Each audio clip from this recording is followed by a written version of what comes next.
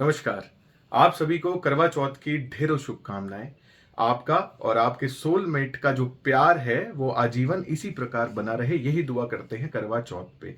आज के दिन मैं आपके साथ कुछ उपाय, कुछ रेमेडीज शेयर कर रहा हूं, जिनको अगर आप फॉलो करते हैं तो आप देखेंगे कि आपका और आपके सोलमेट का जो प्यार है, जो बॉन्डिंग है, जो लव है, जो रिलेशनशिप है, वो बहुत ही ज्यादा ग्रो करेगा, बहुत ही ज्यादा बूस्ट करेगा।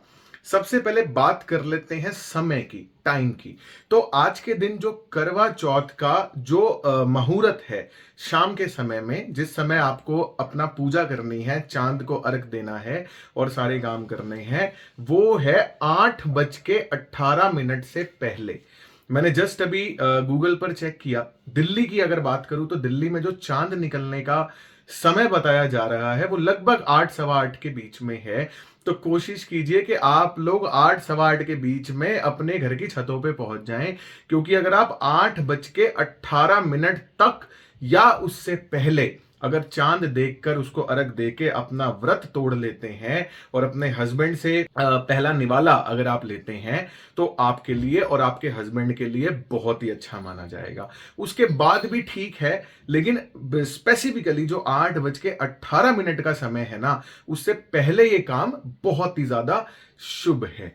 दूसरा, एक छोटा सा ट्रिक आपके साथ शेयर करूंगा जो आपके और आपके सोलमेट के बीच में प्यार को बहुत ज्यादा बढ़ाएगा। वो है, जब आप चांद देखने के लिए जाएं तो कोशिश करें जो फीमेल्स हैं उनका चंद्र स्वर चल रहा हो, और अगर मेल्स भी आपके साथ में है तो उनका सूर्य स्वर चल रहा हो। चंद्र स्वर जो होता है वो आपका लेफ्ट नॉस्ट्रिल होता है, और सूर्य स्वर जो होता है वो आपका राइट नॉस्ट्रिल होता है। बहुत बार लोग मेरे से ये क्वेश्चन पूछते हैं कि उनको ना पता नहीं चल पा रहा होता कि कौन सा स्वर उनका एक्टिव है। वो ऐसे हाथ रखते हैं तो उनको लगता है कि यार दोनों ही चल रहे हैं। तो उसका ना आपको ऐसे हाथ नहीं रखना। मैं आपको एक सिंपलेस्ट तरीका बताता हूं। चक्कर क्या है, जितने भी लोग जो स्वर विज्ञान की ट्रेनिंग देते हैं वो हमेशा ऐसे ही पोर्ट्रे करते हैं कि आप ऐसे रख के चेक करो, ऑब्जर्व करो। नहीं, ये तरीका गलत है। एक्चुअली में मैं आपको सही तरीका बताऊं, आपको अपने स्वर को चेक कैसे करना है।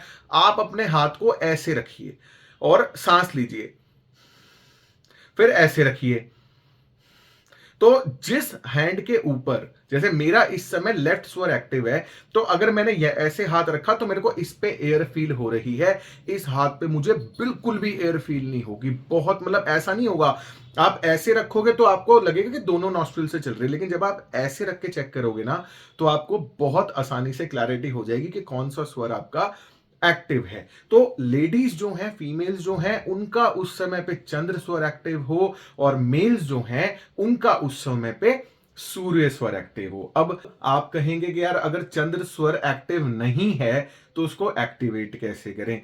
मैंने आपको पहले भी एक स्वर विज्ञान की वीडियो में बताया था कि जब आप राइट साइड सर करके लेटते हैं तो आपका लेफ्ट स्वर एक्टिव हो जाता है। जब आप लेफ्ट साइड में करवट लेके लेटते हैं तो आपका राइट वाला स्वर जो है वो एक्टिवेट हो जाता है। तो आपको सिंपली क्या करना है, अब छत पे जब आप खड़े होंगे तो आपके पास इस तरीके से करवट लेने का तो ऑप्शन होगा नहीं, तो आप अपने साथ कॉटन बड्स कैरी करें।